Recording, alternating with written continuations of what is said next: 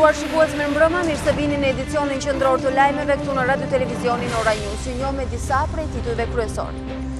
Presidenti Ilir Meta dekreton datën 9 gusht për konstituimin e parlamentit, ndërsa kryeministri Rama jep porositë e fundit për ministrat gjatë takimit në Llogara. Kuvendi nuk do të paguaj asnjë deputet demokrat që bojkotoi për 3 muaj seancat plenare. Nga ky vendim kursehen 25 milion lekë. Kisha e Laçit, disa banesa dhe sipërfaqja e gjelbër është rrezikuar nga flakët nga zjarri i rënë pas ditën e sotme në Laç, ndërhyn Viva Helikopters. Rreshtit e sotme janë shoqëruar me pasoja të rënda në qarkullim. Si pasojë aksidenteve janë shënuar 3 viktima e 14 të plagosur. Teksasi është në gjendje kolapsi, teksa nga uragani Harvey janë shënuar 9 viktima dhe janë shpëtuar mbi 3500 persona. Seanca e parë e parlamentit për miratimin e qeverisë së re do të zhvillohet në datën 9 shtator në orën 10. Presidenti Ilir Meta dekreton nisjen e punimeve duke hapur rrugë konstituimit të kuvendit dhe qeverisë. Në këtë seancë do të ngrihet edhe komisioni i verifikimeve për mandatet e deputetëve të dalë nga zgjedhjet e 25 qershorit. Kuvendi do të mblidhet në datën 9 shtator për të votuar qeverinë e re. Presidenti i vendit Ilir Meta dekretoi të shtunën orën 10 për zhvillimin e seancës së parë të parlamentit në legjislaturën e 9 të Kuvendit të Republikës së Shqipërisë. Në këtë mbledhje të parë ngrihet edhe Këshilli i verifikimeve të mandateve, i cili ka për detyrë të verifikojë mandatet e deputetëve të dalë nga zgjedhjet e 25 qershorit. Me këtë dekret nis edhe procesi zyrtar i emërimeve të ministrave të ri të qeverisë Rama për këtë mandat të dytë. Në sesionin e ri parlamentar, Partia Socialiste ka 74 mandate. Drejton si forcë vetme qeverinë me kabinetin e tij të prezantuar 2 ditë më parë në Asamblenë e Partisë Socialiste. Partia Demokratike është forca e dytë politike. Opozita në këtë sesion parlamentar ka 43 mandate. Lëvizja Socialiste për Integrim në opozit gjithashtu ka 19 mandate. PD-ju 3 mandate dhe PSD 1 mandat. Seanca e parë duhet të drejtohet nga deputeti më i vjetër i Parlamentit të Shqipërisë në 27 vite pluralizëm. Edi Rama ka mbledhur në Llogara të Vlorës kabinetin e ri qeveritar. Takimi informal nisi dje në mbrëmje dhe ka rifilluar sot paradite, ku në qendër të vëmendjes është struktura e re qeverisë dhe përcaktimi i kompetencave që do të ketë secili prej ministrive. Një tjetër pikë e rëndësishme është diskutimi dhe përcaktimi i afateve për zbatimin e programit qeverisës për 4 vitet e ardhshme. Ndërkohë do të përcaktohet dhe struktura e cila do të ketë 104 drejtori që do të mbesin prej 140, të cilat ishin paraprakisht. Po ashtu bëhet e ditur se një zëvendës ministër do të jetë posaçërisht për integrimin në Bashkimin Evropian. Ky takim vjen vetëm një ditë nga Asambleja Kombëtare e Partisë Socialiste, ku kryeministri Edi Rama bëri publik dhe emrat e 13 ministrave dhe zëvendës kryeministres me të cilën do të qeverisë në mandatin e tij të dytë. Deputetët e Partisë Demokratike nuk janë paguar për 3 muajt e bojkotit gjatë periudhës që ata qëndruan në protest para kryeministrisë. Këtë e fakton edhe raporti i Kuvendit për buxhetin, ndërsa thuhet se për 4 mujorën e parë të vitit 2017 u realizua vetëm 88% e fondit të pagave. Kuvendi i Shqipërisë ka kursyer nga pagat e deputetëve rreth 25 milion lekë për 4 mujorën e parë të vitit 2017, nga të cilat 14 milion nga pagat dhe 11 milion nga kontributi i sigurimeve shoqërore.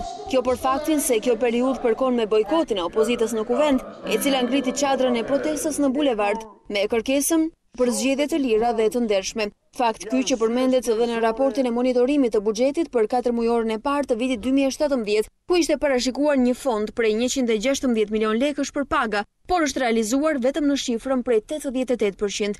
Deputetët e Partisë Demokratike në 3 muaj bojkot jo vetëm kanë humbur pagesat që ju akordohen atyre për veprimtarinë parlamentare, si 2000 lekë për çdo pjesëmarrje në komision, apo dhe pagesa shtesë, të cilat vinë nga statusi i deputetit, por nuk janë paguar dhe për ditët e punës. Sipas raportit, kuvendi nuk ka kursyer vetëm nga bojkoti, por edhe në shpenzimet e tjera, përfshirë ato administrative. Për vitin 2017 janë planifikuar fonde për paga, por një numër prej 405 personash, ku përfshihet staf politik, përfshirë dhe zyrat zgjedhore në rrethe. Janë rreth 17 milion lekë të kursyera, përfshirë paga dhe kontribute të sigurimeve shoqërore për këto kategori. Në tabelë është dhënë efekti mujor i rritjes së pagave, por si rezultat i mosplotësimit të vendeve vakante, të moshapjes së zyrave zgjedhore në disa qarqe, për shkak të mosbashkëpunimit të disa organeve lokale, kalimi i disa deputetëve në funksionin e ministrit e të tjera, apo punonjës me leje lindje. Fondi i pagave për të kërkuar shtesë në buxhet është më i ulët se efekti bruto që është llogarit. Shoqërimi në komisariat drejtuesi të gazetës Koha Jon, Lëvizja Socialiste për Integrim, e ka cilësuar dhundaj media së lirë. Nënkryetari Luan Rama i kërkoi kryeministrit të distancohet nga ngjarja dhe të vendosë para përgjegjësisë autorët. Lëvizja Socialiste për Integrim ka denoncuar veprimin e punonjësve të policisë së shtetit, të cilët shoqëruan në komisariat këtë të martë drejtuesin e gazetës Koha Jon, zëvendës kryetari LSI Luan Rama, e cilësoi aktin të paligjshëm, arrogant dhe dhundaj fjalës së lirë, ndërsa kryeministrit Rama i bëri thirrje të distancohet nga kjo ngjarje. Fillimisht ngjarja është publikuar në gazetën Koha Jon, ku nënvizohet se shoqërimi është bërë me pretendimet se punimet për ndërtimin e një shkallë në Godin po kryheshin pa leje. Dëshmi e degradimit të vazhdueshëm të këtij pushteti, sepse arbitrariteti dhe arroganca ndaj kujdo është padyshim një akt i shëmtuar, ndërsa arbitrariteti dhe arroganca për të goditur lirinë e fjalës, lirinë e shtypit, lirinë e shprehjes mendimit është padyshim një arrogancë kriminale. Nënkryetari LSI Luan Rama nuk ndau një koment në lidhje me strukturën e qeverisë së re, duke thënë se Lëvizja Socialiste për Integrim do të shprehet në kuvend në nisjen e sesionit të ri. Flakët e pasditës së sotme në kurorën e Gjelbër të Laçit u përhapën me shpejtësi, duke rrezikuar kishën e shëndohut, banesa dhe linjën e tensionit të lartë. Menjëherë ka ndërhyrë ushtria dhe helikopteri i Vivas që ka mundur të izolojë vatrën e zjarrit, e cila kishte mbuluar të gjithë zonën me tym të dendur. Banorët janë përpjekur të shuajnë flakët me mjete rrethanore, por flakët janë favorizuar nga era e fortë. Zjarri që ra pas ditën e së martës në kurorën e Gjelbër me pisha të Laçit ka rrezikuar disa banesa, linjën e interkoneksionit dhe kishën e shëndohut. Vatra e parë është pikasur rreth mesditës, mirëpo flakët janë përhapur shpejt nga era e fortë, ndërsa tymi ka pushtuar zonën. Për shkak të zonës së thyrë dhe rrezikshmërisë së lartë, helikopterët Viva kanë ndërhyrë menjëherë, ndërsa flakët tashmë janë izoluar pranë linjës së interkoneksionit. Helikopteri Viva i është bashkuar përpjekjeve të banorëve që të gjendur në rrezik janë munduar të shuajnë flakët me mjete rrethanore. Në operacion për shuarjen e flakëve janë angazhuar 3 ekipe zjarr fikse, 40 forca ushtarake të mbështetura me helikopter nga ajri. Aktualisht zjarri është vënë në kontroll dhe po punohet për fikjen e tij. Ky është rasti i dytë që bie zjarr në kurorën e Gjelbër të Laçit, ndërsa vatra e mëparshme u konstatua rreth 3 javë më parë. Burime policore thonë se po jetohet për zjarrvënie të qëllimshme për shkak të përsëritjes së flakëve që kanë rrezikuar dhe banorët. Zona është me terren të thyer dhe ndërhyrja e helikopterit Viva ka bërë të mundur izolimin e flakëve dhe eliminimin e rrezikut. 8 vatra të reja zjarri janë regjistruar në 24 orët e fundit në të gjithë vendin. Në skuraj të Kurbinit flakët vazhdojnë prej disa ditësh, ndërsa pas ndërhyrjes së forcave zjarfikse dhe helikopterit, situata është vënë në kontroll. Gjatë 24 orëve të fundit në të gjithë vendin janë shënuar 8 vatra zjarri në disa qarqe. Megjithatë, emergjencat civile nënvizojnë se në pjesën më të madhe të rasteve situata është vënë në kontroll. Kështu në fshatin Karmë të Pukës kanë qenë aktive disa vatra të vogla zjarri në një pjesë terreni tepër të thyrë në pyllin me shkurë dhe pisha, por të shuar flakët është ndërhyrë me anë helikopterit, ndërsa forcat e shërbimit zjarfikës të pyjorës dhe të ushtrisë kanë punuar deri në mbrëmje me pompa shpine dhe mjete rrethanore duke shuar vatrat e fshehurat të zjarrit. Po ashtu edhe në fshatin Skuraj të Kurbinit, në ndihmë të zjarfikësve vazhdon të punojë edhe një helikopter, ndërsa flakët për shkak edhe të terrenit vazhdojnë të djegin prej disa ditësh. Lajmi i mirë vjen për zjarret e rëna në orosh të mirditës ku flakët tashmë janë shuar. Në Fier zjarret kanë rënë në pyllin me pisha të larta në fshatin Kreshpan, por pas ndërhyrjes nga ajri është bërë mundur vendosja në kontroll e zjarrit. Në Dibër janë djegur 10 hektar me pyje pishe zez dhe në Slov, por tashmë situata është nën kontroll. Puna vazhdon ende për të shuar flakët në pyllin e Orenjës në Librazhd, teksa zjarret janë regjistruar në Poroçan dhe Ben. Në Vlorë dëmet kanë qenë më të vogla dhe zjarret janë shuar pas ndërhyrjes së zjarfikësve, po ashtu situata drejt përmirësimit është edhe në Korçë. Në parkun kombëtar Bredhi i Drenovës, flakët kanë shkëmbuar një sipërfaqe të madhe, por që është izoluar nga forcat operacionale. Për shuarin e zjarreve janë angazhuar 40 punonjës zjarfikës, 50 ushtarak dhe 90 punonjës të pyjorës. Në të gjithë vendin, për 3 muaj janë shënuar afërsisht 920 zjarre, duke shkaktuar shtetit dëme të konsiderueshme. Gjatë një aktiviteti të organizuar në Ministrinë e Brendshme, zëvendës ministri Stefan Qipa dhe drejtori i emergjencave civile Shemsi Prençi apeluan për më shumë masa nga pushteti vendor për të shmangur këto fatkeqësi. Fatkeqësitë të kushtoi miliarda lekë ekonomisë shqiptare dhe kapacitetet aktuale të sistemit të mbrojtjes civile shqiptare janë të pamjaftueshme për të menaxhuar numrin e rritjet e emergjencave dhe rehabilitimin e shpejtë të tyre. Deklarata është bërë nga zëvendësministri i brendshëm Stefan Çipa, i cili kërkoi nga pushteti vendor të mos certifikojë biznese turistike pa pasur certifikatën e mbrojtjes nga zjarri. Gjithashtu është domosdoshmë ndryshimi i filozofisë së pushtetit vendor dhe strukturave të mbrojtjes nga zjarri. Për investime nga ana biznesve, të mos certifikojnë objekte turistike që janë ndërtuar në territorin e njësive të qeverisë vendore, pa pasur të certifikuara sistemin e mbrojtjes nga zjarri. Një apel për pushtetin vendor u bë nga drejtori i përgjithshëm i emergjencave civile, Shemsi Prençi, i cili tha se situata e këtij viti nxori në pa shumë defekte të bashkive. Gjeografia e zjarreve masive gjatë kësaj periudhe ka përfshirë kryesisht zonat turistike, objekte kulti, objekte të rëndësisë shtetërore, banesa, fshatra e biznese, pothuajse në të gjithë Shqipërinë. E për të ardhur në ndim shërbimit zjarfikës në të gjithë vendin, gaziellësi Trans-Adriatic TAP u dorëzoi autoriteteve shqiptare 600 fikse zjarri shpine dhe 100 uniforma zjarrduruese për të luftuar zjarret. Deri tani në të gjithë vendin janë shënuar 920 vatra zjarri, që i kanë shkaktuar shtetit një dëm miliona euro. Rrugët e vendit janë përgjakur si pasojë e numrit të lartë të aksidenteve rrugore, mbi 5 aksidente të ndodhura në Rogozhin, Elbasan, Librasht, Prenjas e Qafthan, ku kanë humbur jetën 3 persona, ndërsa janë lënduar mbi 14 të tjerë. Në 24 orët e fundit janë shënuar bilancet të frikshme viktimash dhe të lënduarish nga aksidentet rrugore. Rrugët u përgjakën nga 5 aksidente me pasojë 3 viktima dhe 14 të lënduar. Në rreth rrotullimin e Rogozhinës, një 25 vjeçar humbi jetën pasi makina e tij u përplas me një mjet me rimorkjo. Përplasja ishte e fuqishme dhe i riu ka ndruar me një rjet. Ndërsa në Shkodër, një i moshuar ndodhet në gjendje të rëndë pas përplasjes nga makina. Në Lushnjë, një 76 vjeçar humbi jetën pasi motorcikleta me të cilën udhëtonte u përplas nga një rimorkjo njëzetori. Në aksin rrugor, Librasht Prenjas, në vendin e quajtur Çukës, në aksident janë përfshirë 2 furgon që transportonin pasagjer. Në këtë përplasje 4 persona janë lënduar. Dyshohet se shkaki i aksidentit ka qenë terreni i rrëshqitshëm, nga rreshtet e shiut dhe shpejtësia mbi normat e lejuara. Një Qafthan, një makinë doli nga rrugat dhe si pasojë drejtuesi i saj Maqedonas ka humbur jetën dhe 4 persona të tjerë që ishin pasagjerë janë lënduar. Shkaki i aksidentit mendohet të jetë lagështira e rrugës, ndërsa personat e lënduar janë në kujdesin e mjekëve. Në nënkalimin e Xhibrakës në Elbasan janë përplasur 2 mjete, janë plagosur 7 personave, mes së cilëve edhe një vajzë 12 vjeçare, e cila është në gjendje kritike për jetën, ndërsa personat e tjerë po marrin ndjekim në spitalin e Elbasanit. Mesdita e së martës shënoi rënje drastike të temperaturave dhe rreshje shiu në pjesën më të madhe të territorit. Sipas meteorologëve, temperaturat pësuan rënje deri në 14 gradë Celsius. Në kryeqytet pati shire, të cilat zgjatën disa orë, por pas mbarimit të tyre, temperaturat u rikthyen në vlerat normale për këtë sezon. Sipas parashikimeve, rreshjet në pjesën e dytë të ditës janë zhvendosur në jug të vendit. Instituti i Gjeoshkencave raporton se rreshjet e shiut do të shoqërohen me rufe dhe breshër.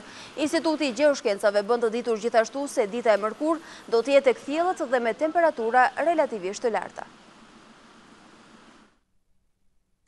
Kroacia është e vendosur të ekstradoj ballistin në Beograd. Gjykata kroate e Dubrovnikut ka rikonfirmuar vendimin për ekstradimin e Ismail Morinës, ndërkohë që avokati i tij thotë se edhe vendimi i ri është apeluar në gjykatën e lartë.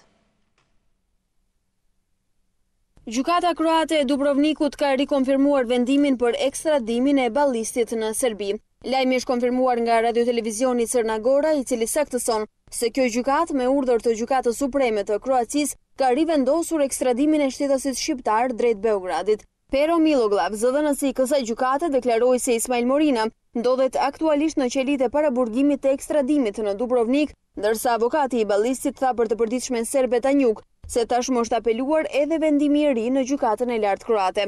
Gjykata e lartë e Kroacisë anuloi vendimin e 10 gushtit të shkallës së parë të Dubrovnikut, e cila fillimisht miratoi ekstradimin e Ismail Morinës në Serbi, vendimi i cili u anulua pak më vonë për shkak të shkeljeve të konstatuara në kodin e procedurës penale. Serbia kërkon ekstradimin e Ismail Morinës, i njohur për publikun si ballisti, me motivacionin e kryerjes së krimeve që provokojnë urrëtie për shkak të ngritjes së flamurit me dron e me hartën e Shqipërisë së Madhe gjatë ndeshjes Serbi-Shqipëri në 2014 në Beograd. Ndërkohë mbetet në zhvillim e sipër një hetim nga Prokuroria e Beogradit. Avokati Ismail Morinës ka zhvilluar takime edhe me institucione europiane për mbrojtje ligjore ndërkombëtare për të parandaluar ekstradimin e ballistit në një vend të tretë. Megjithatë, përgjigjja për këtë kërkesë deri në këto momente ka mbetur pesull. Ndërkohë, kryeministri Edi Rama ka postuar vetëm pak minuta më parë një postim publik në faqen e tij në Facebook. Mbyllëm diskutimin maraton me skuadrën e re e qeverisë, se vendimi i parë i qeverisë do të jetë shpallja e vitit 2018, viti i Skënderbeut, shkruan Edi Rama.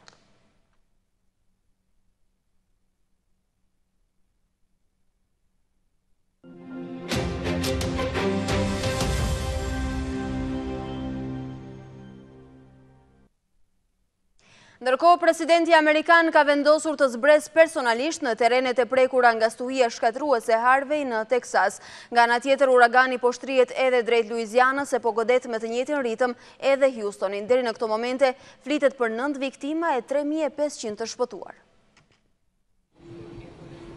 Presidenti Donald Trump i shoqëruar nga zonja e parë e SBA-s Melanie zbritën në terrenet e prekura nga stuhia tropikale Harvey në Teksas për të parë rezultatet e fatkeqësisë më të madhe natyrore të këtij gjysmëshekulli për SBA-t. Ndërkohë, një digë gjigande pranë Houstonit ka filluar të derdhë ujë ndërsa stuhia bën që rezervuari i saj të tem mbushet nga ora në orë. Inxhinierët kanë bërë përpjekje maksimale të pengojnë përmbytjen e komuniteteve përreth, duke hapur portat për derdhjen e një sasie uji nga diga, por zyrtarët thonë se tashmë niveli i ujit e ka kaluar lartësinë e digës së rezervuarit. Harvey shkaktoi përmbytje masive në Teksas e tashmë ka filluar të shtrihet edhe drejt Luizianës. Rreshjet e shiut me një intensitet të lartë të vazhdueshëm kanë detyruar mijëra njerëz të zonave të prekura të braktisin shtëpitë, ndërkohë skuadrat e kërkim shpëtimit po përpiqen të shpëtojnë edhe njerëz të cilët kanë mbetur të bllokuar në pamundësi për të lëvizur. Të paktën 9 persona raportohet të kenë humbur jetën në zonën e Houstonit. 6 pjesëtarë të së njëjtës familje vdiqën duke u përpjekur të shpëtonin përmbytjeve. Rreth 3500 persona tashmë janë shpëtuar si rezultat e një lufte maraton të policisë, ekipeve zjarfikse e gardës kombëtare në zonën e Houstonit. Ndërkohë, rreshjet e shiut vazhdojnë. Harvey është uragani më i fuqishëm që ka goditur Teksasin në më shumë se 50 vite. Rreshjet e këtyre ditëve përllogaritet të jenë më shumë se ç'sheh rajoni brenda një viti duke kaluar 48 inç. Një situatë ngjashme është përjetuar në SBA vetëm në vitin 1978. Kreu i Komisionit Evropian Jean-Claude Juncker ka shfrytzuar konferencën e ambasadorëve për të kritikuar ashpër Mbretërinë e Bashkuar, Turqinë dhe Rusinë. Juncker u duki pa kënaqur me procesin e Brexit dhe ndërprerjen e negociatave të Turqisë për antarësim në BE. Mais je voudrais être tout de même très clair. I lexova me kujdesin e dur dokumentet e qeverisë britanike, por asnjëri prej tyre nuk më ka kënaqur vërtet. Ka një numër shumë të madh çështjesh të cilat duhen zgjidhur.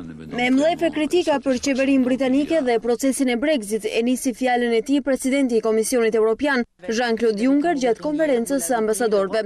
Nuk bëhet fjalë vetëm për çështjen e kufive me Irlandën e Veriut, ka probleme serioze mbi të cilat ne nuk kemi përgjigje përfundimtare, por dhe statusi i qytetarëve të huaj duhet të jetë më i qartë. Kështu Juncker shfrytëzoi ambientin në këtë konferencë për të ritheksuar pakënaqësinë ndaj Mbretërisë së Bashkuar dhe kërkesat për vazhdimin e negociatave për këtë proces. Relata mes Londrës dhe familjes së Bashkimit Evropian vijon të mbetet konfuze dhe e paqartë deri në zgjidhjen e të gjitha çështjeve për divorcin final, siç e parashikon zyrtarisht artikulli 50. Por presidenti i Komisionit Evropian shprehu pakënaqësi edhe në raport me shtetin turk. Por Juncker, ndërprerja e negociatave për antarësimin e Turqisë në BE e bën që ta shohë këtë shtet gjithnjëherë më larg Europës. Sipas Juncker, i takon pikërisht presidentit turk Erdogan që të zyrtarizojë përfundimin e përpjekjeve të Ankaras për të qenë pjesë e BE-s. Juncker në fakt është i bindur se presidenti turk po vepron në mënyrë të atill për të detyruar Europën të ndërpresë negociatat e nisura 12 vjet më parë, që më pas ta akuzoi Bashkimin Evropian.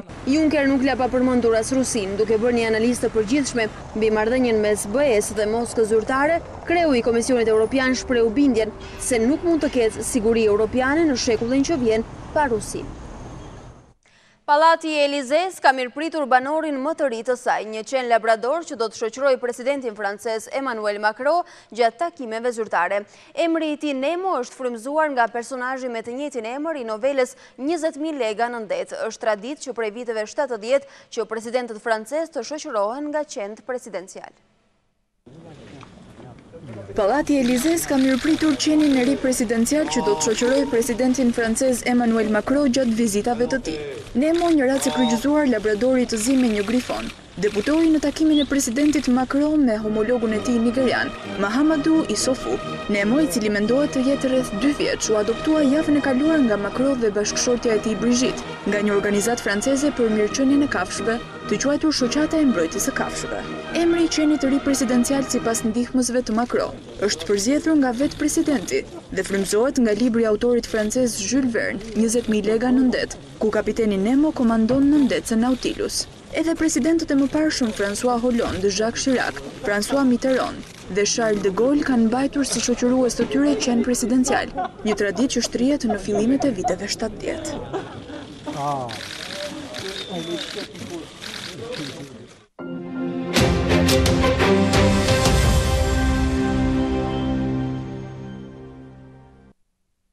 Qytetarët shqiptarë po blejnë gjithmonë më pak produkte online. Vendosja e taksës për çdo blerje mbi 22 euro ka detyruar shumë konsumatorë të shmangin blerjet në internet ose të blejnë ato që janë nën vlerën e cila taksohet.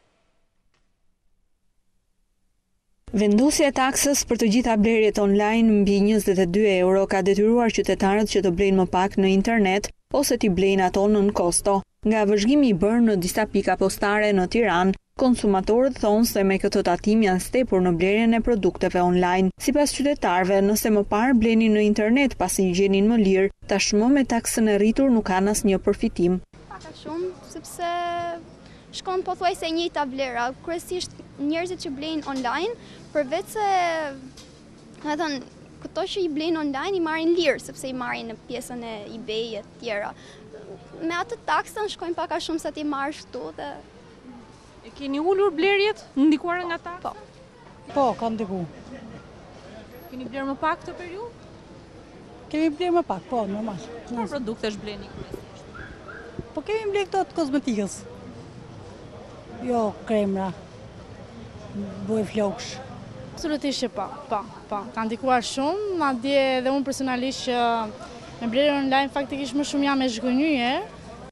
Shumë prej blerësve shprehen se për të shmangur taksën e vendosur nga qeveria, detyrohen që të blejnë produkte nën 22 euro.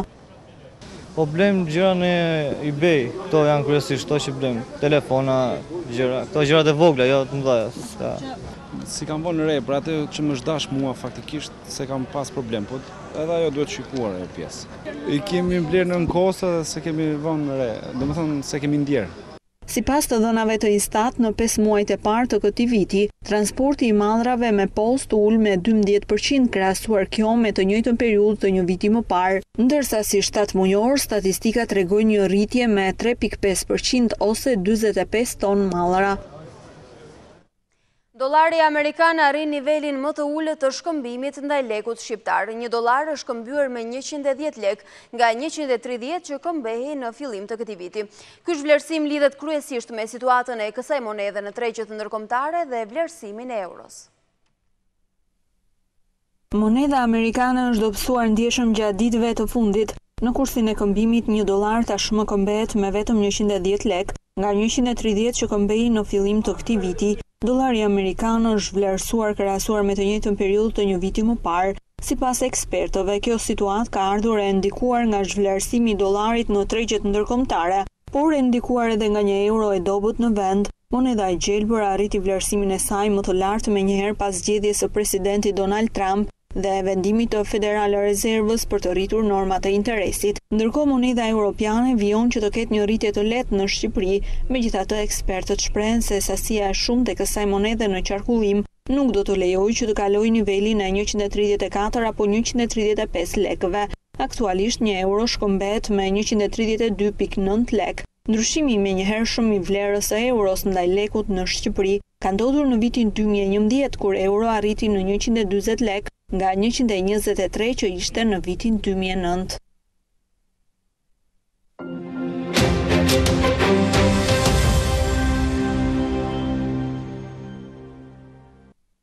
Në Në prag të nisjes së vitit të ri shkollor dhe festës së Kurban Bayramit, organizata e gjysmëhënës së kuqe turke në bashkëpunim me Fondacionin Alsar janë solidarizuar me fëmijët jetim. Ata shpërndan ndihma në veshmbathje për rreth 3100 fëmijë.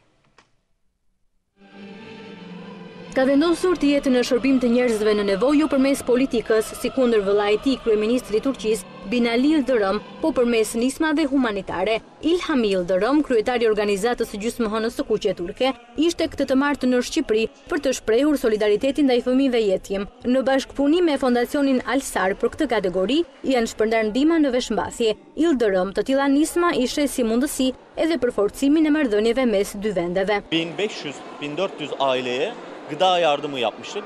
Bugünse burada kontingenti i këtyre ndihmave është 3241 pako. Muajin e Ramazanit për familjet në nevojë në të gjithë Shqipërinë kemi shpërndar rreth 1400 pako ushqimore dhe këtë vit do të ofrojmë 12000 pako për këto familje. Sigurisht këtë organizime ne i bëjmë në të gjithë shtetet e Ballkanit. Ne jemi dy kombe vëllezër dhe lidhjet tona janë të forta. Do të vazhdojmë me bashkëpunimin në vendin tuaj. Ndërkohë kryetari i Fondacionit Alsar, Mehdi Gura, tha se ndihmë do të ketë edhe për rreth 14000 familje në nevojë në kuadër të festës së Kurban Bayramit. Momentalisht ndihma që po shpërndajmë është veshmbathje me rastin e hapjes së vitit shkollor, por sigurisht që 1 shtatori, 2 shtatori, 3 shtatori do të jenë ndihmë që do të jepet edhe fëmijëve në mish kurbani, çdo familje do të marrë nga 5 kg mish kurbani. Pranë Fondacionit Alsar janë regjistruar rreth 3200 fëmijë jetim, ndihma për të cilët do të shpërndahet në ditët të novim në të gjitha rrethet. Kur na ndajnë vetëm pak ditë nga nisja e vitit të ri shkollor, kryetari i Bashkisë së Tiranës, Erion Veliaj, zhvilloi një takim me drejtorët e shkollave për të prezantuar planin e masave. Veliaj porositi drejtuesit e institucioneve të mos kryejnë asnjë regjistrim i jashtë kapaciteteve.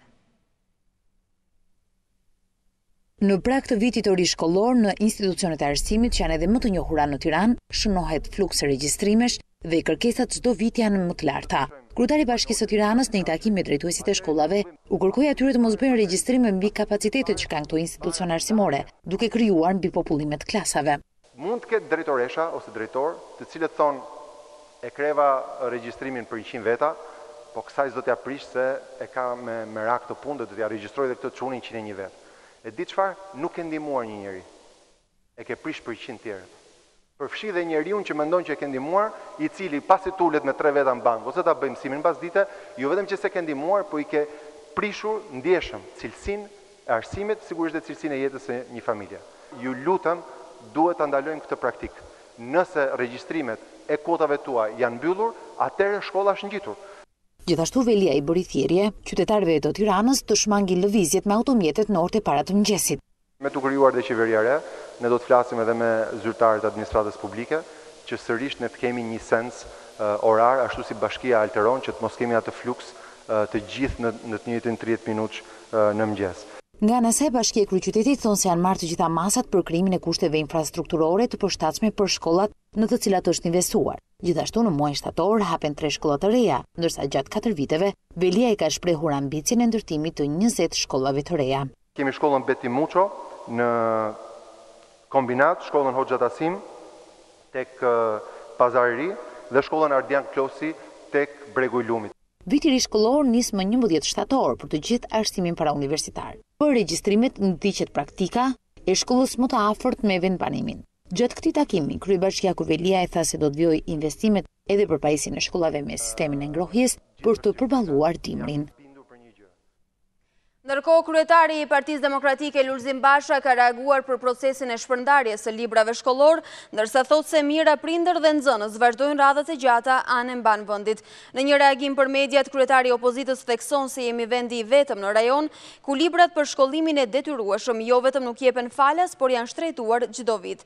Për këtë ai ofron këtë shembull ku thekson se paketa e librave të detyrueshëm për klasën e parë është shtrejtuar me 33%.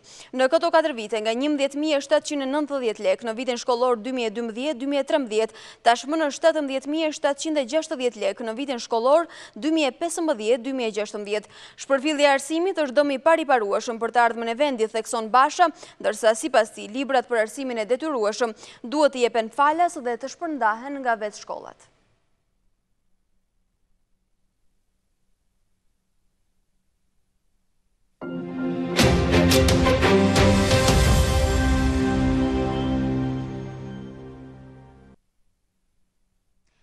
Policia zbardh ngjarjen e ndodhur mëngjesin e sotëm në qytetin e Sarandës, ku 3 persona u plagosën në këmbë pas një konflikti për motive të dobta. Sipas policisë, në konflikt janë përfshirë 6 shtetas, 2 prej të cilëve në kërkim dhe 1 tashmë i ndaluar.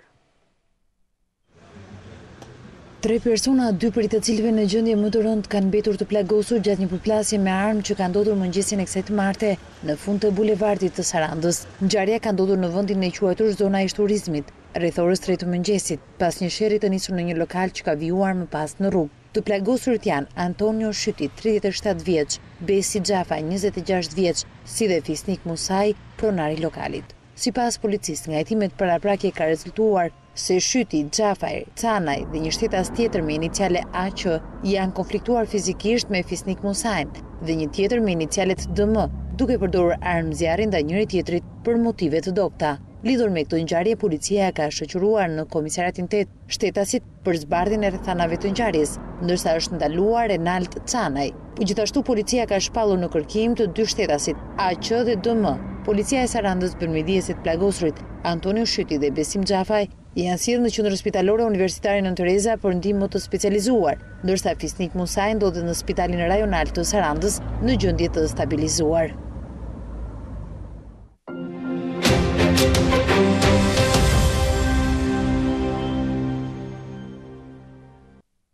Hysen Memolla dhe Valon Ahmedi janë 2 prej debutuesve që trajneri i kombëtares shqiptare kishte përzgjedhur në listën e tij. Si mbrojtësi, gjithashtu edhe mesfushori u shprehën të lumtur dhe krenar, që janë pjesë e skuadrës tonë përfaqësuese dhe shfaqën të gjithë gatishmërinë për t'i shërbyer kombëtares shqiptare. Trajneri i kombëtares shqiptare Kristian Panucci përzgjodhi 2 debutues në konferencën e radhës për mediat në kuadër të ndeshjes në Lichtensteinit, pikërisht Hysen Memollën dhe Valon Ahmedin. Si mbrojtësi, po ashtu edhe mesfushori, u shprehën të lumtur dhe krenar që po veshin ngjyrat kuqezi. Jam shumë i lumtur të bëj pjesë e kombëtares shqiptare, në shpresoj të japi 100% për shok që loti me mua dhe tregoj vetë. Unë jam erdhur këtu për të punu, ai është shumë lojtar i mirë, kapiteni i ekipit tonë, unë e respektoj, po të japi 100% gjithë servitën e këto zgjidhjet i bëj trajneri. Jam shumë i lumtur që jam këtu, pasi kam qenë pjesë edhe të moshët të kombëtares, por kjo thirrje e kombëtares së madhe është një ëndër që bë realitet për mua. Kam pasur shumë shokë dhe shumë njerëz që më kanë thënë shkoj këtë Maqedoni sepse është niveli më i poshtë, do luash sigurt, por unë çdo herë kam thënë unë do ndihesha më krenar të luash vetëm një lojë të kombëtares kuqezi, sa ti luaj gjithë ndeshjet e Maqedonisë, kështu që e kam bërë zgjedhjen me zemër dhe jam shumë i lumtur që jam këtu. Memolla dhe Ahmedi gjithashtu shprehen se janë të gatshëm ta ndihmojnë skuadrën në çdo moment, që trajneri do ta shohë të arsyeshme për t'i aktivizuar. Kur kemi shanset tonë të japin 100% në 1 minutë, 20 minuta, gjysore. Shpresoj që me kvalitetet që kam të ndihmoj shumë kombëtarën dhe mendsi pres ta vesh për në qezi. Patjetër. Unë si thash më parë, për mua është krenari të jem këtu dhe çdo minutazh që do më jap trajneri do isha shumë i lumtur dhe do jepsha maksimumin nga vetë. Hysen Memolla ka lindur në Kavaj, por ka emigruar që i vogël në Itali, teksa aktualisht aktivizohet me Hajdukun e Splitit, ndërsa Ahmedi është nga Kërçova e Maqedonisë dhe është titullar tek skuadra e Mariborit në Sloveni. Takimi mes Maqedonisë dhe Shqipërisë që do të luhet më 5 shtator në orën 20:45 minuta do të gjykohet nga Jonas Eriksson. Suedezi është një arbitër me shumë përvojë, i cili ka vendosur drejtësi edhe në 3 ndeshje të Kupës së Botës. Përballja mes Maqedonisë dhe Shqipërisë nuk do t'i shërbejë kuqezinëve për të siguruar një vend në Kupën e Botës Rusi 2018, por gjithsesi është mjaft e rëndësishme për sa i përket pozicionimit në vendin e tretë. Takimi që do të zhvillohet më datë 5 shtator në stadiumin e Mlados të Strumnicës pritet të jetë mjaft i ndezur, edhe për shkak të qytetit ku do të luhet, një qytet jo shumë dashamirës kundrejt shqiptarëve. Në kuadër të kësaj sfide, FIFA, natyrisht nëpërmjet UEFA-s, ka përcaktuar edhe gjyqtarin e takimit që do të jetë Jonas Eriksson. Suedezi është një ndër arbitrat me më shumë përvojë në kontinentin e vjetër. Ai e ka nisur karrierën në kampionatin e vendit të tij që në vitin 1994, ndërsa në 2002 ka përfituar stemën e gjyqtarit ndërkombëtar nga FIFA. 43 vjeçari ka gjykuar ndër të tjera finalen e Superkupës së Europës mes Chelsea dhe Bayern Munich në vitin 2013, teksa ka qenë pjesë e listës së arbitrave në Europianin e 2012-s. Në Kupën e Botës Brazil 2014 dhe gjithashtu edhe në kampionatin evropian që u mbajt vitin e kaluar në Francë. Edicionin e fundit të Ligës së Kampionëve, Erikson vendosi drejtësinë në takimin e parë çerek final mes Atleticos së Madridit dhe Leicester Cityt. Në vitin 2016 prodhoi shumë polemika gjykimi i tij në ndeshjen e Champions League-s Bayern Munich-Juventus, e cila përfundoi 4-2, duke kualifikuar gjermanët.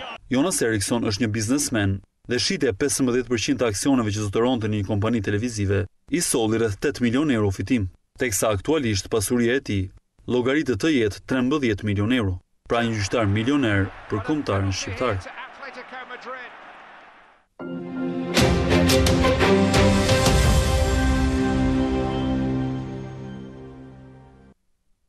Të nderuar shikues, kemi arritur edhe në mbrëmjen e sotme në momentin e intervistës për të diskutuar për kabinetin e ri qeveritar dhe sigurisht edhe zhvillimet e orëve të fundit politike në vend. Me ne sonte në studio do të jetë zoti Tritan Shehu, deputeti i Partisë Demokratike. Mirëmbrëma dhe mirëseardhës. Mirëmbrëma juve. Zoti Shehu, tashmë jemi njohur me emrat e kabinetit të ri qeverisës, të cilët do të na qeverisin për 4 vite të ardhshme. Si do ta etiketonit kabinetin Rama 2 dhe pse më argumenton? Kabineti Rama 2 realisht, i cili u prezentua pak ditë përpara, është një kabinet, është një formacion qeveritar, i cili ashtu si pritej nuk ka fizionomi, i cili nuk shpreh asgjë nga mënyra e kompozimit të tij, pavarësisht e emrave, i cili realisht nuk demonstron, nuk tregon kush janë prioritetet e kësaj qeverie dhe a do ketë apo jo prioritete. Dhe me drejtën duke lexuar atë mënyrë përbërje dhe shpërndarje të dikastereve, diku bashkime, diku ndarje, ti përshtypjen e një bjelle të gatuar realisht nga njeri cili nuk dit gatuaj, duke hedhur shtuar një gjë, shtuar një gjë tjetër, paksuar një gjë tjetër, dhe duke krijuar kështu në këtë mënyrë një mozaik pa asnjë vlerë, pa asnjë estetik, i cili nuk transmeton asgjë. Nuk transmeton asgjë, por veç se transmeton diçka, po konfuzionin e tij që e ka kompozuar, pikërisht sepse ka dashur të kompozojë diçka të bazuar mbi interesa, të bazuar mbi grupe, për të favorizuar njërin apo tjetrin sipas interesave të ndryshme, dhe realisht pa shprehur dhe pas i dhënë asnjë tonalitet asaj qeverie e cila u prezantua. Është një amalgam bashkimesh edhe ndonjë pasaj me ndonjë ndarje, e cila realisht unë jam i bindur që nuk i shërben as pak interesat të zhvillimit të vendit, nuk i shërben as pak prioriteteve që ka vendi, nuk fokusohet gjikundi, dhe si e tillë, unë e kam thënë dhe pak kohë përpara, do jetë një qeveri e cila do katranosi punët e këtij vendi, më keq akoma, që nuk transmeton asnjë ndjenjë besimi, asnjë entuziazëm, nuk ngrohën asgjë, sepse realisht i mungojnë boshte dhe është në zanafillën, është në vazhdimsinë e vetë paraqitjes së zotit Rama në fushatën elektorale, paraqitjen si ai nuk tha asgjë, nuk prezantoi asnjë program, asnjë ide për zhvillimin e Shqipërisë, ashtu si nuk prezantoi edhe në ditën që paraqiti qeverinë e re në Asamblenë e Partisë Socialiste. Pra është në këtë zanafill, përveç se u luajt me ca batuta, tepsia, kazani, timoni, dhe më duket se edhe kjo qeveri është ndërtuar pikërisht mbi interese të ngushta, jo me vizione për zhvillim e vendit, apo mbi batuta, siç është ndërtuar në fakt e gjetet suria e kësaj periudhe të mënyrës paraqitjes nga vetë kryeministri të gjithçkaj që ka lidhje me punën e qeverisë. Zoti Shehu, si e shihni faktin që kryeministri Edi Rama preferoi të rikonfirmonte disa prej emrave në disa prej ministrive më të rëndësishme të vendit? Unë e theksova edhe pak ditë para, që Rama formalisht tash i ka numrat, dhe ai mund ta kompozojë si të dojë qeverinë. Por kjo do të një qeveri e përkeqësimit të gjendjes së njerëzve, së popullit, e përkeqësimit të zhvillimeve të Shqipërisë, pikërisht për ato gjëra që thash. Të marrim sa gjëra me radhë. Krijohen 2 ministra pa portofol, për mënyrë artificiale. Krijohet një ministre pa portofol për investitorët, kur në fakt ke 2 mega ministri që merren me investimet, që është Ministria e Ekonomisë dhe Financës që është bashkuar bashkë, dhe Ministria e Energjisë dhe Infrastrukturës që është bashkuar bashkë, duke krijuar 2 mega ministri me 2 mega ministra, të cilët janë ata që zhvillojnë të punë. Se ç'mund të bëj, se ç'do të bëj një ministre pa portofol me investitorët përballë këtyre 2 mega ministrive, për mua vetëm kryeministri Rama mund ta di. Krijohet një ministër pa portofol për shqiptarët jashtë. Se ç'mund bëj një ministër pa portofol në një zyrë për shqiptarët jashtë, kur ka një ministri të tërë të jashtme, me një aparat gjigant, me ambasada kudo, me zyra kudo, të cilat mund ta kryejnë këtë rol mrekullifare brenda saj, edhe këtë unë mendoj se vetëm zoti Rama e di që ka kryer në mënyrë artificiale të 2 dikastere të cilat realisht do jenë krejtësisht formale dhe nuk mundet të kryejnë rolet e tyre, njëra sepse përballet me 2 mega ministri që merren me atë sektor, tjetri sepse realisht nuk do ketë asnjë infrastrukturë që të realizojë detyrat e tij. Krijohen bashkime të tjera nga ana tjetër, krejtësisht të pakuptimta dhe që nuk i shërbejnë asgjë. Bashkohet turizmi me ambientin, kur turizmi është një dëmtues i rëndë i ambientit. Kur ambienti do i bën oponencë turizmit.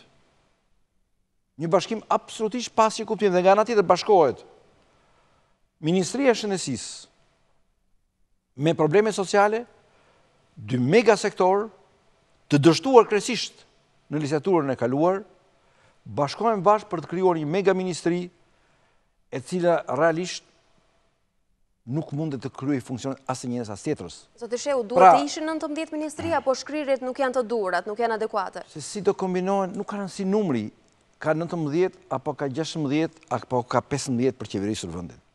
Rëndësi ka një logjik qeverisëse, një strukturë qeveritare që të caktojë prioritetet. Nëse do ishte prioritet shëndetësia, ma shëndetësinë, ajo padyshim do të forcuar se këtë ministri me vete.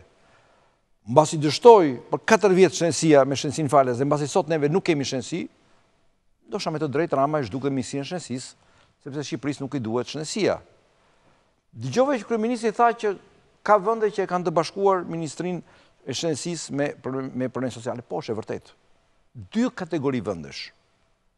O vende, po shumë rralla ma, o vende shumë të zhvilluara, të cilët kanë një strukturë shtetërore krejt të ndryshme nga jona, siç është Gjermania, Zvicra, që bazohen me një decentralizim të thellë në bazë landesh, dhe ku forcën dhe zhvillimin e shëndetësisë kanë landet poshtë, pra krejt ndryshe nga vendet tona, o vende të cilat nuk ka fare shëndetësi, siç janë vendet e Afrikës qendrore, të cilët realisht nuk ka pse të kenë shëndetësi se nuk kanë shëndetësi.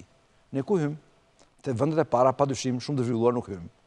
Pra rrezikojmë të hymë të vendet e dyta, ku ne kërkojmë të zhdukim krejtësisht çdo element, çdo gjurmë të shëndetësisë, pasi dështuam për 4 vjet rresht me shëndetësinë falas, pasi thamë ky është prioriteti i madh i Shqipërisë, dhe pasi ai prioritet u varros, së bashku me atë term të gënjeshtër që ishte shëndetësia falas, tashmë varrosim edhe konceptin qeverisës të shëndetësisë. Ose nga ana tjetër, krijohen atë që thash, 2 mega ministri, infrastruktura me energjinë, të dyja kanë qenë në dizastër të plot në qeverisjen e kaluar. Nuk është bërë 1 metër rrugë, nuk është bërë 1 urë e re. Energjia ka ngelur atje ku ishte. Dhe tash i bashkon bashk, pra tregon realisht që dështimi do vazhdoj. Bashkohet financa me ekonominë, kur Shqipëria s'pati asnjë investim të huaj në 4 vjet. Kur Shqipëria pati një dizastër të plot në fushën ekonomike, nuk ka pas rritje ekonomike, kur sektori i financave u bë pengesa më e madhe e investimet të huaja duke bërë politika fiskale krejtësisht të gabuara, tash i bashkon bashk, krijon një mega ministri e cila është destinuar të dështoj që në krijimin e saj. Për mos vazhduar pasaj me sektor të tjerë dhe për të përqendruar të një pikë vetëm, e cila vetëm sot sikur mori një farë përgjigje, zhdukja, tretja e Ministrisë së Integrimit. Pa u thënë asgjë ku shkoi. Unë jam krejt dakord dhe e konsider racionale bashkimin e Ministrisë së Integrimit me Ministrinë e Jashtme, por ama kjo gjë duhet thënë qartësisht, duhet thënë hapur, në mënyrë transparente, ku shkon dhe ku shkoi Ministria e Integrimit. Sepse shqiptarët janë shumë të ndjeshëm në integrimit, sepse integrimi është prioriteti kryesor i Shqipërisë, dhe nuk kemi rrugë tjetër, sepse partnerët tanë perëndimor, që janë partnerët tanë më të rëndësishëm, janë shumë të ndjeshëm nga rruga jonë e integrimit. Nëse zoti Rama mendon dhe gjykon që Shqipërisë nuk i duhet integrimi dhe prandaj treti Ministrinë e Integrimit dhe avulloi zhduku, pa thënë ama se si do të impostohet integrimi, shumë qartë, padyshim, kjo tregon pastaj një vizion anti-europian dhe anti-zhvillues të Shqipërisë. Me që jemi tek shkrirja e Ministrisë së Integrimit, a mund ta marrim këtë si një sinjal që Rama tashmë është dorëzuar nga integrimi në Bashkimin Evropian dhe ndoshta po i qaset asaj që u quajt Jugosllavia e re? Që ka një devijim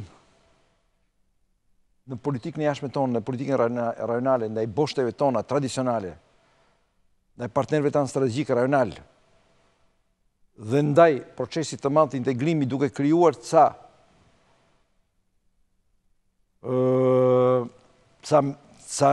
njësi, ca hapësira, ca koncepte të rrezikshme të thoja për ne, të cilët bëjnë që prioriteti i integrimit evropian zënsohet me ca prioritete të tjera integrimi rajonal, për mua është e gabuar dhe është në kundërshtim me interesat kombëtare të Shqipërisë dhe me pritshmërinë e shqiptarëve që duan Shqipërinë si gjithë Europa dhe nuk e duan Shqipërinë si Serbia apo si dikush tjetër në rajon.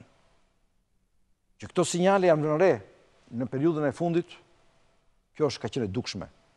Unë e kam shprehur të punë në shkrimet e mia, në paraqitjet e mia, disa herë dhe kam dhënë alarmin për këtë devijim të boshteve të mëdha dhe të një tendence për ndryshuar polet e referimit në rajon dhe me gjërë të Shqipërisë.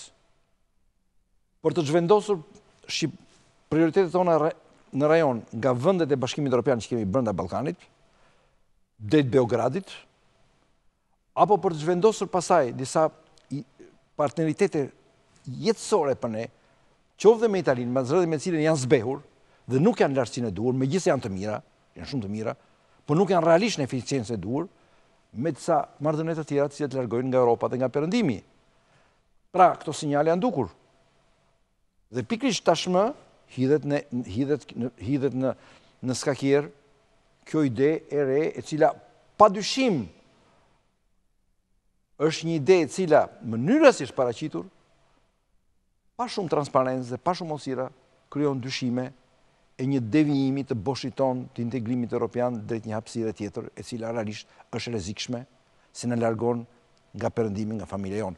Absolutisht, unë jam dhe kam qenë dhe kemi punuar për bashkëpunimin rajonal, absolutisht në të qartë, të fortë, për një rol të Shqipërisë sa më të rëndësishëm në stabilitetin rajonal, por ama gjithmonë duke kondicionuar bashkëpunimin rajonal me implementimin e standardeve europiane dhe jo me standarde sui generis rajonale, të cilat nuk të ndihmojnë për shkuar në bashkimin rajonal.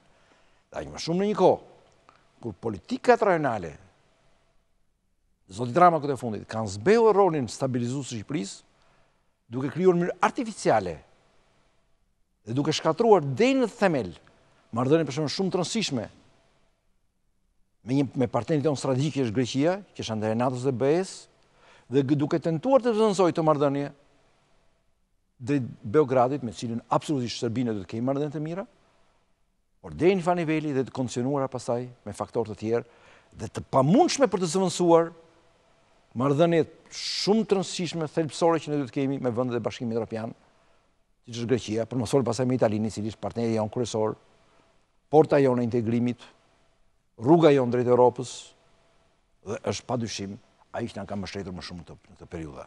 Zotë Shehu, sot doli dhe dekreti i presidentit për mbajtjen e seancës së parë parlamentare, e cila parashikohet të mbahet të shtunën e 9 shtatorit. A do të jetë Partia Demokratike pjesë e seancës së parë dhe cili pritet të jetë roli i PD-s në 4 vitet e ardhshme? Vendi i PD-s në parlament nuk është vendi i cili mund të diskutohet. Partia Demokratike ka vendin e saj në parlament dhe padyshim që Partia Demokratike do të jetë forca kryesore, motori kryesor, strumbullari i opozitës shqiptare. Partia Demokratike tashmë në këtë moment shumë të trazuar Shqipërisë, kur për të ardhmen Shqipërisë unë do them se ka shumë pikpyetje, padyshim roli i PD-s me një rëndësi të veçantë, me një rëndësi historike. Roli i opozitës shqiptare në këtë moment i konfuzioni total të qeverisjes, në këtë moment të sinjaleve shumë të rrezikshme të qeverisjes në lidhje me zhvillimet historike të Shqipërisë, padyshim roli i opozitës merr një rëndësi gjigante, të paimagjinueshme dhe të pazëvendësueshme.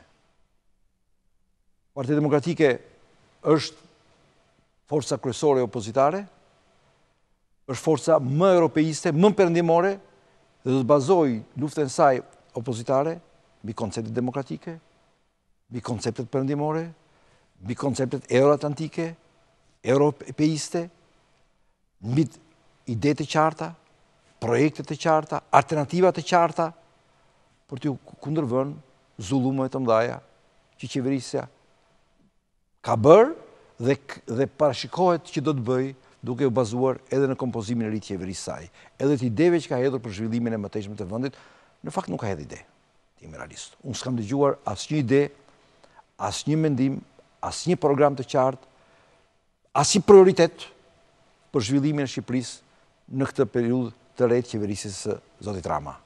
Zotë Shehu, unë ju falenderoj për opinionet tuaja sonte dhe uroj punë të mbarë në sesionin e ri parlamentar. Faleminderit. Kabineti i ri qeveritar ishte kryeteme e diskutimit me zotin Tritan Shehu. Unë ju falenderoj për vëmendjen, natën e mirë.